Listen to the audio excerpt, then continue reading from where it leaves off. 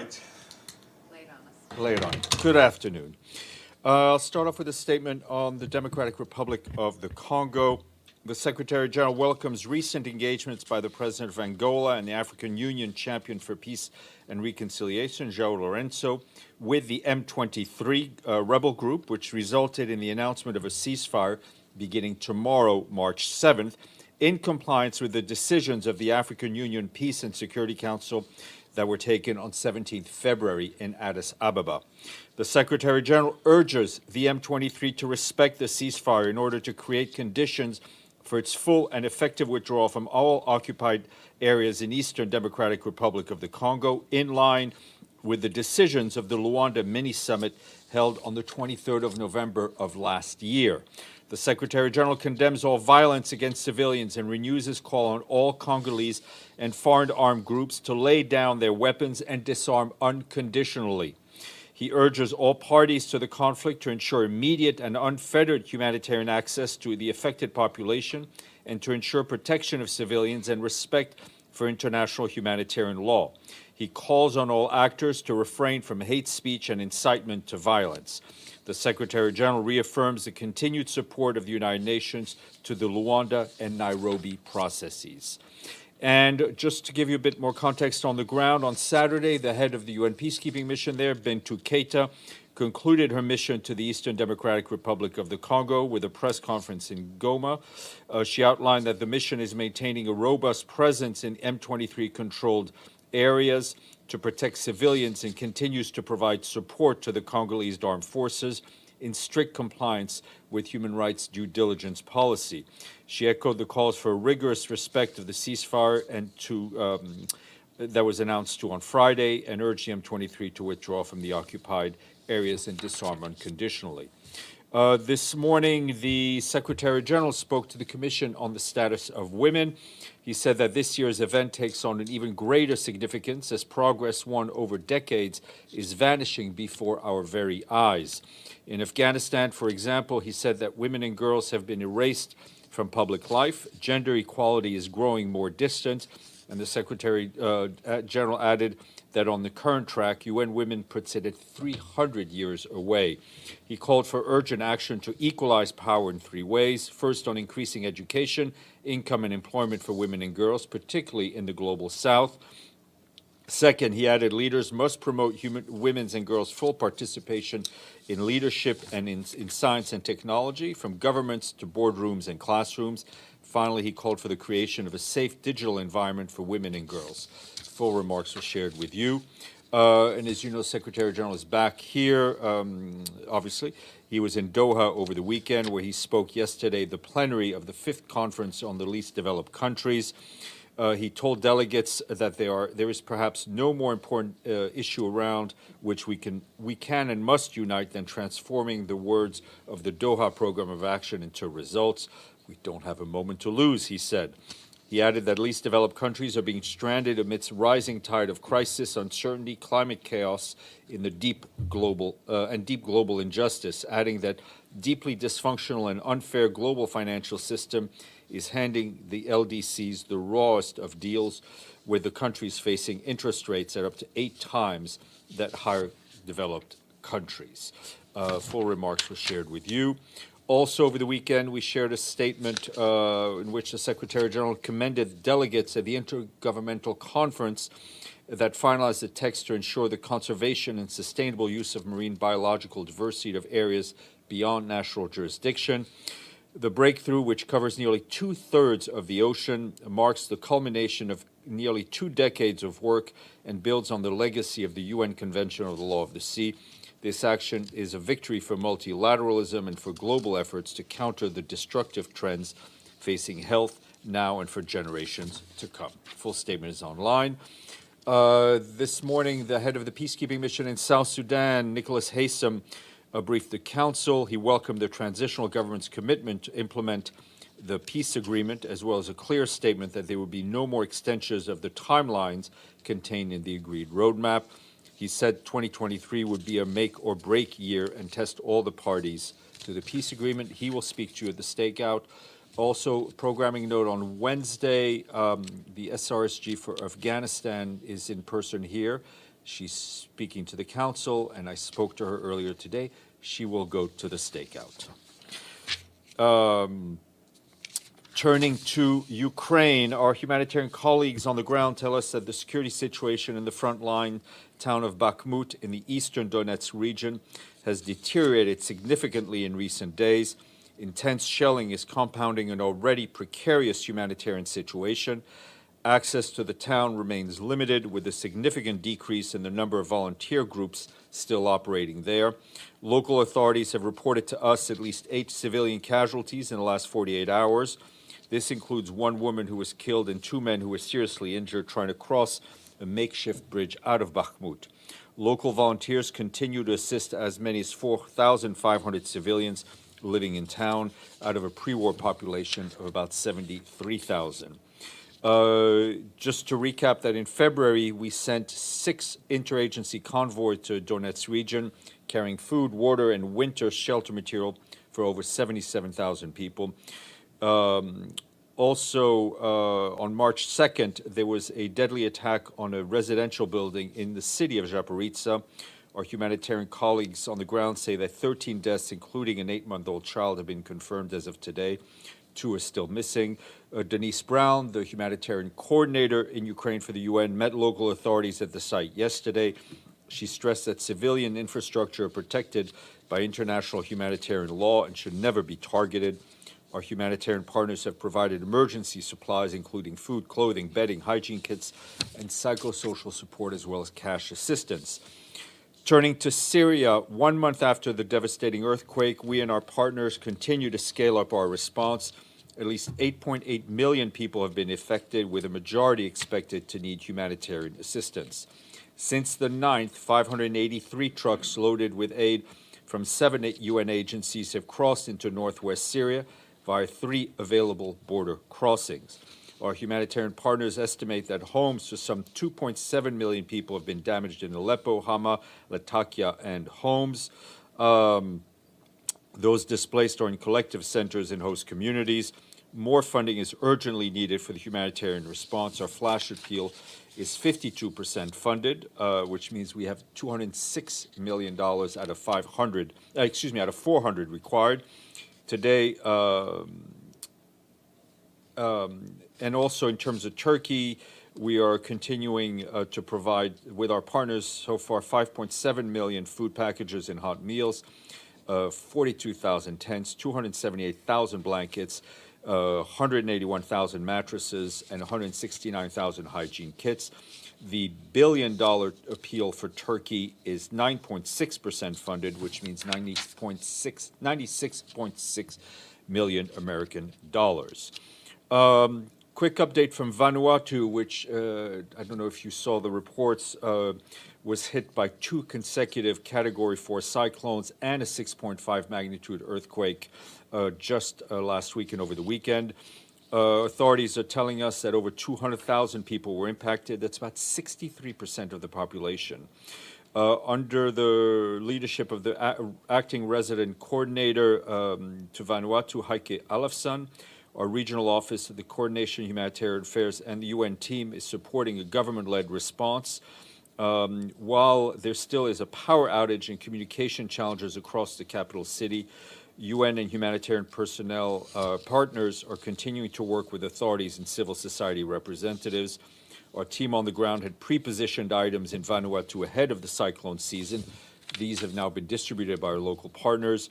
UN agencies are working closely with the Vanuatu Red Cross Society to distribute emergency supplies.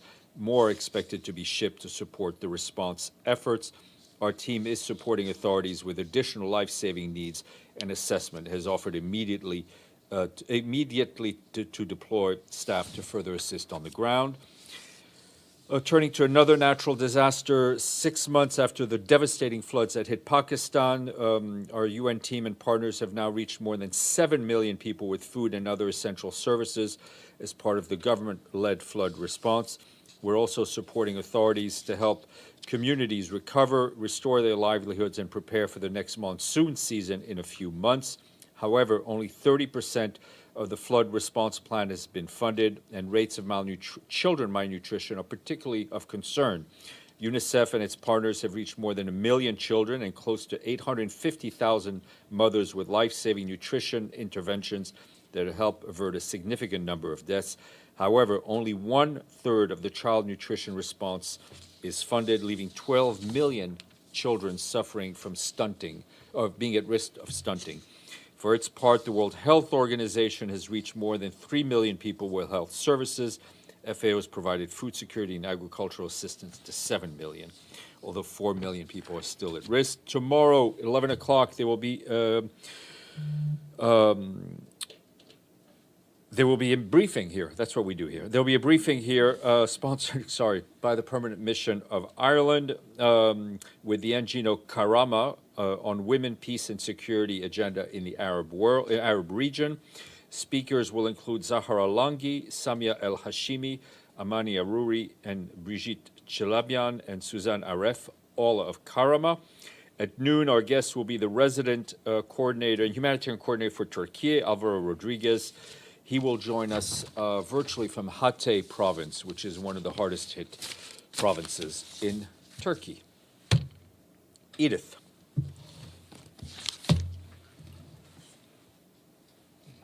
Thank you, Steph. Does the Secretary General have any comment on the sentencing of the exiled Belarus opposition leader Sviatlana Tsikhanovskaya to 15 years in prison? This is yet another example of the concern we've expressed of the shrinking space for civil society and for human rights activists in Belarus. And does the Secretary General have any comment on witnesses saying that Myanmar soldiers raped, killed, and beheaded 17 people in a village in central Myanmar in the Sagang region?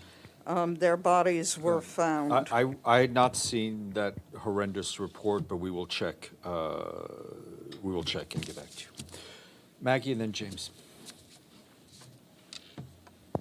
Stephane, Syria, some aid groups are saying that although there are 3 border crossings now into northwest Syria, the 2 new ones aren't being utilized sufficiently, that they're only accounting for something like 20% of all the trucks that are going through. Are you using them full out? We're using them full out to the best of our ability.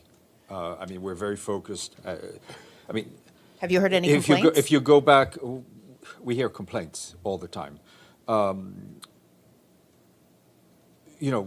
Even before this tragedy, the Secretary General had been calling on the international on us being able to use more crossings.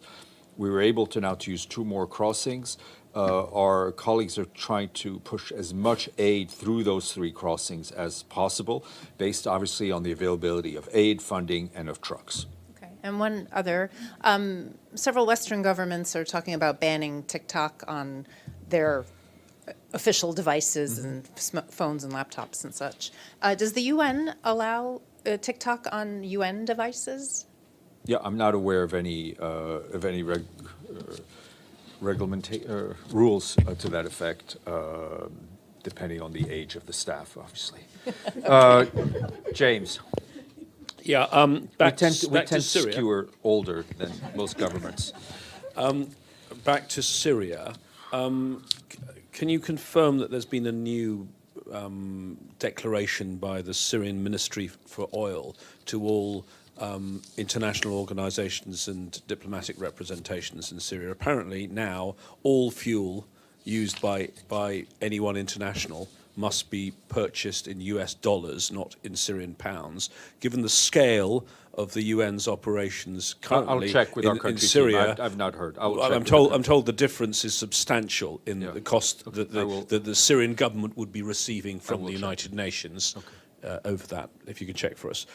Secondly, on the UK has announced, and the Prime Minister, Rishi Sunak, has publicly said there will be a new policy for migrants. The new policy will be that any migrant who arrives on a small boat will be deported, no matter what the circumstances. Is the UK in breach This is the Prime Minister says he's going to put this legislation through. So if he does, is the UK in breach of its international obligations on refugees? I will let our colleagues at UNHCR speak on the legal aspect, as they are the guarantors of the Convention on Refugees. But I will restate what we say about any country, whether it's the UK, the US, countries in the global south, is that countries need to uphold international law. People who claim asylum need to be heard. Those claims need to be processed. Migrants need to be treated with human dignity and with their human rights intact. Linda and then Deji. Thank you, Steph. Apropos of the question about the 3 Syrian borders, I was wondering what the status of or the latest developments in terms of the cross-line. No updates on the cross line, so no new cross line convoys to report. Deji. First, a quick question on the Black Sea Grain Initiative. After the Russian government released a report last week to criticizing the deal, any new development on the extension of this deal? We continue to be in discussions with all interested parties. The Secretary General's wish is clear, that he wants to see a continuation of this deal, which is extremely important. Will anybody brief us here this week? No. Yes. To the follow-up, I have another question. Oh, I'm sorry. No, finish. No, finish. You follow the Black Sea. All right, once you guys decide to finish your negotiations, you can pay attention to me. We're very polite here in this press room. Just to follow on from that question, you said you're in touch with all the parties. Is there any discussion about changing the deal, or is it just a straight up talking about I a think rollover? we all know how the deal gets continued is in what was signed, so that is clear. There are discussions going on. I will not get into the granularity and who is saying what and what everybody's position is. I think our overall position is to see a continuation of the deal. Okay, so it does say if no one announces their intention to not continue. That is the a deal, statement of fact. that it would continue, but it also says something about it's either if a party says they don't want to continue it, or if they want to amend it in some way. So is anyone talking about amending? Again, there's a lot of discussions going on. I don't want to say anything that would have a negative impact. Deji, you can resume your role. Okay. My next question is concerning DPRK. Last Friday, U.S. and South Korea announced a large-scale military exercise that's going to happen maybe since next week. And after that, DPRK released a statement and called the United Nations and the international community to demand an immediate halt to this drill, and said this have pushed tensions to an extremely dangerous level.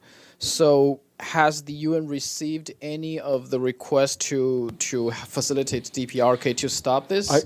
I will check whether we've received any official communication from the DPRK. What I can tell you is that we remain concerned about the rising tensions on the Korean Peninsula.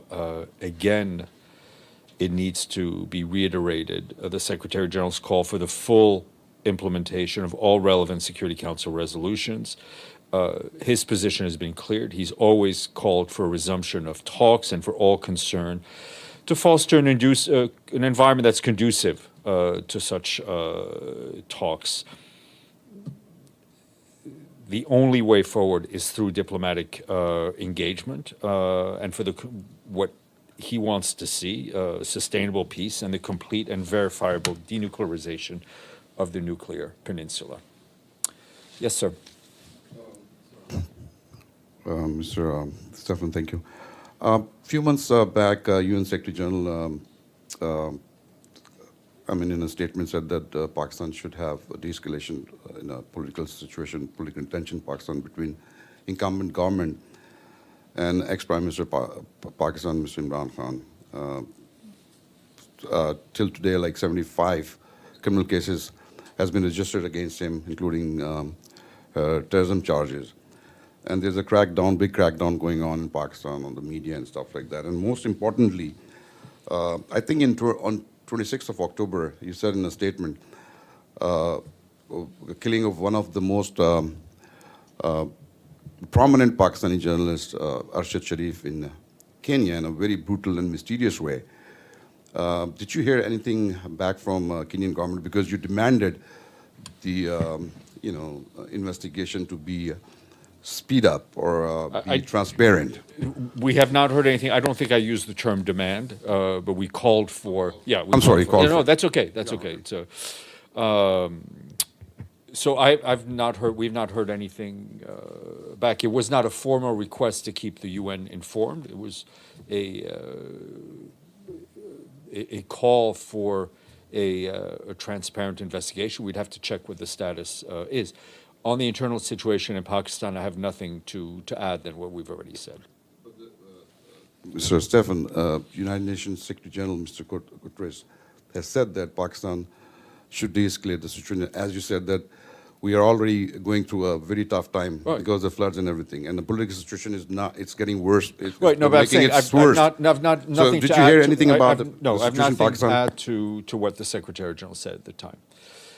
Yvonne, and then we'll go to Gregory, and then Stephane. Thank you, Stephane. So listening to the Secretary-General's remarks to the Commission on the Status of Women, it's very clear that gender equality is something that's very important to the Secretary-General. And I just wonder, has he considered making some kind of grand gesture to underline his point, like, for example, stepping aside and giving his job to a woman?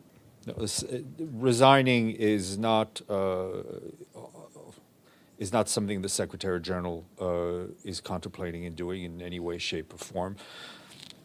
He will continue and has, I think, shown demonstrable results in improving and reaching gender parity in the senior posts that he appoints, right?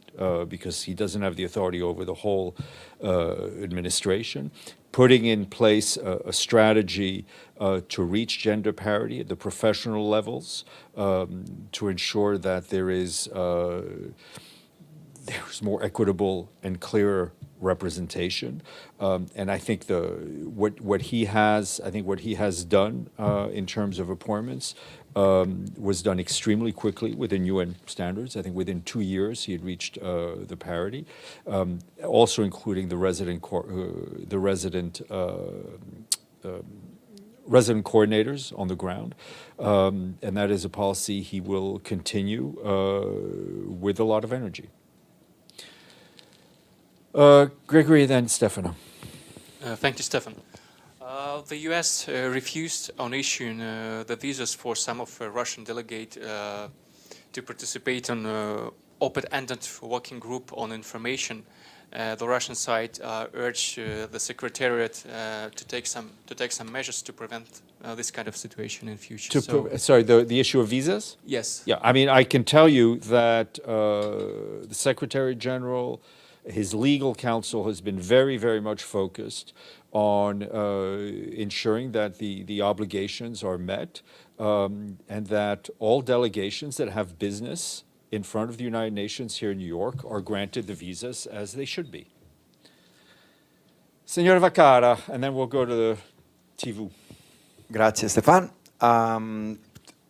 First about Tunisia. A couple of weeks ago, maybe a little bit more, I asked if the Secretary General had any contact with the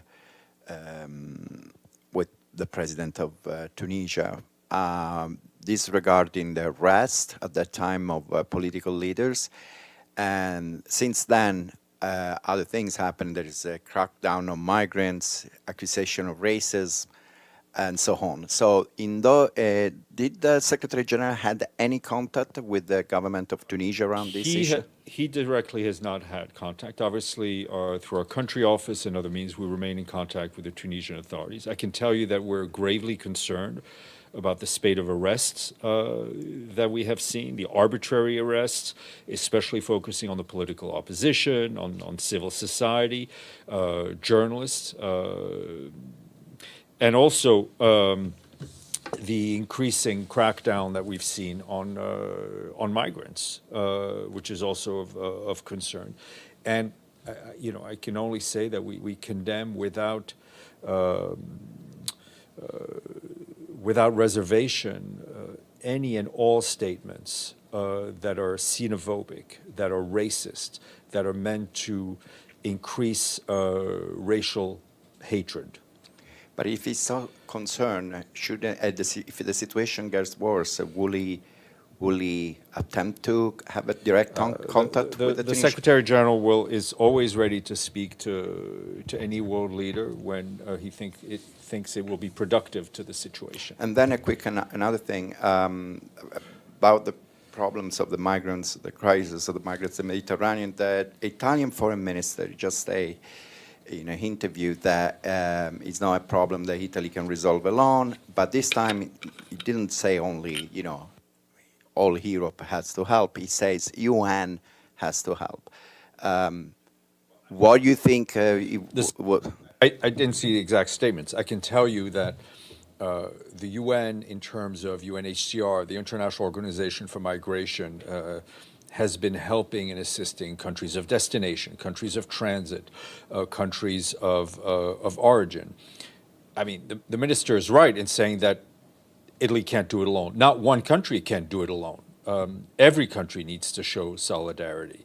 And the best way to forge a path forward would be for every member state to implement the Global Compact for safe, orderly, and regular migration, and take migration out of the hands of criminal gangs who are exploiting vulnerable people by selling them, I don't even want to say seats, selling them the places on unsafe crafts when it comes to Mediterranean, putting people's life at risk for an exorbitant amount of money. And we see it also on the southern border in this country. We see it throughout Central America. Everything is in the hands of criminal gangs, and it shouldn't be. Ibtisam, and then we'll go to the screen, then we'll do round two. So follow up on what you said regarding condemnation of any racist in Tunisia, and regarding condemnation of any racist statements. Does this include the statement that President Said made about a week ago, or maybe less, describing or say about immigrants from other African countries, and saying that talking about conspiracy to change the demography in Tunisia, etc.? Yes, racism is racism, xenophobia is xenophobia. Abdelhamid, and then Iftikhar. Stephane, I have a few questions. I hope you will be patient with me. Have I never been patient with you? I'm always patient, Abdelhamid. But I fear that with that kind of opening, I'm going to have to be extra patient. But go ahead. Okay, thank you. First, the Secretary General gave an important interview with Al Jazeera while he was in Doha. My question, why you didn't distribute the transcript of that important interview? Because he said something about Palestine that normally we don't hear here, about how the Palestinians in Gaza are living in hell, and how the UN doesn't have toes and teeth to enforce its resolutions. That means he's frustrated with so many resolutions adopted, but they are not enforced when it comes to Palestine. Can you distribute the transcript of that interview, please? The short answer is that I know some foreign ministries do transcript of interviews that their principal does. I do not have the manpower or the money to do it. I would say that Al Jazeera is far from being an obscure network. Their video is on YouTube. It's shown. I mean, it's accessible to all. It's not a double secret interview. So I wish we could do more to promote what the Secretary General says. At some point, we have a finite resources to do what we do. Thank you. My second question, on Friday, 19 diplomats from different countries, including Mexico, Malta, Switzerland, UK, France, Italy, and others, visited the town of Hawara, this They spoke to the people there. They saw with their own eyes what happened. They condemned the violence of the settlers. Such a nice, humane move. Why not, Mr. Thor Winsland, take that step and go visit Hawara and speak with the people and show some humane solidarity with the people? Well, I don't know if Mr. Venislan or somebody else from the UN team has been to the village, but I can tell you that we have condemned in no uncertain terms what happened in the village, as well as the comments that were made by an Israeli minister after the operation. Maggie, and then, go ahead. One more.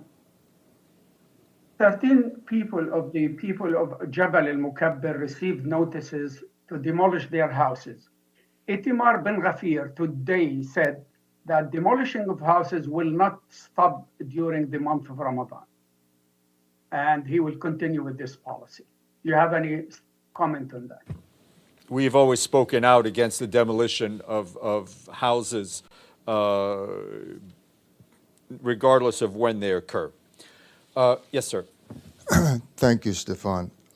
This morning, in his statement at the Security Council on South Sudan, the special representative said that we believe that the visit of the ecumenical pilgrimage for peace led by His Holiness the Pope and the Archbishop of Canterbury and the moderator of the Church of Scotland have served to echo the message of peace called for by South Sudan.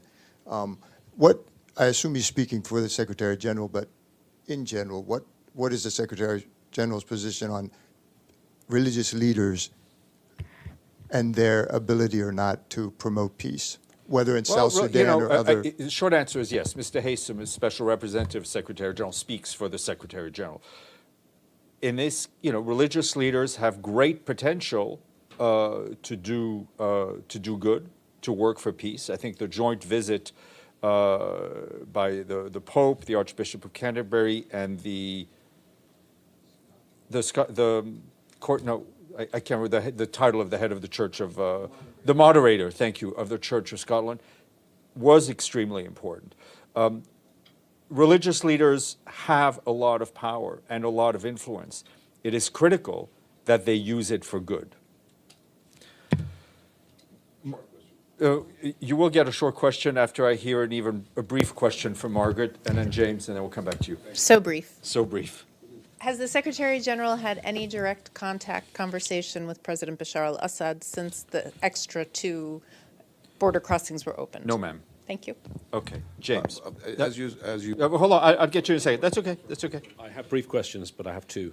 Number 1, Cox's Bazar and the fire. What are the UN's priorities now? Yeah, I mean, what's going on? We're talking to our colleagues at UNHCR to try to rebuild the lives of and the houses of these tens of thousands of people who have been so severely impacted. I mean, as we sit here, it's hard to imagine what they've gone through in terms of leaving their homeland, in terms of living now for more than 3 years in a camp, and then have the little they have destroyed. We will do whatever we can. This will require additional responses from the international community, and more financing. We hope people see it in their heart to help in any way they can. These people who seem to have been punished 3 times for no reason, I would add. And lastly, from me, there is a very distressing video now on social media, which I would urge people to be very careful if you're going to watch it, because I've seen it and it's very distressing, of a Ukrainian soldier who is surrounded by Russian troops, and then, even though he's clearly then a prisoner of war, he is executed. Now, I understand the video will need to be verified, but it's all over social media now.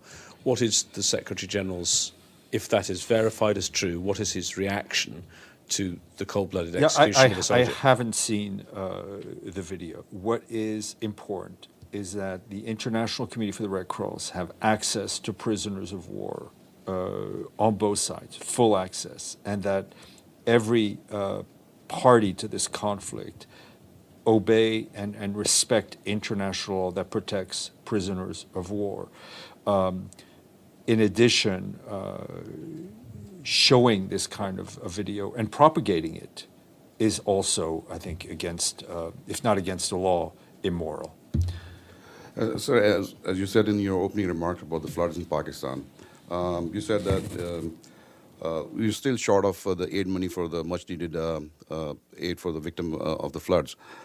Can you elaborate a little bit about the, because I missed that, can you elaborate how much is the aid money is missing and why?